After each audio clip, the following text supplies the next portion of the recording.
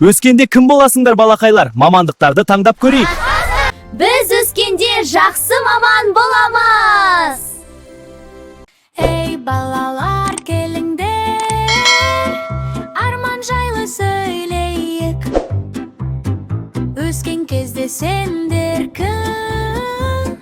Қандай маман боламыз, айтайық. Кім боласың, арманыңды айтшы сен. Ұшқыш болам, дәрігер болам, немесе ғарышкер. Мен кім боласың, жауап берші батыл боп. Арман қуған балаңа бақытқа жетер анық жол. Біреу дейді ұшқыш болам, көк аспанға самғаймын.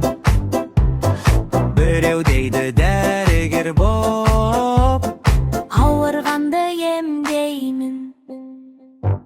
Тағы бірі өрт сөндіріп, батыр болып жүреді. ал бір қыз мен ұстаз болам. Балаларға білім беремін дейді. Кім боласың, арманыңды айтшы сен. Ұшқыш болам, дәрігер болам, немесе ғарышкер. Мен кім боласың, жауап берші батыл боп. Арман қуған балағана бақытқа жетер анық жол.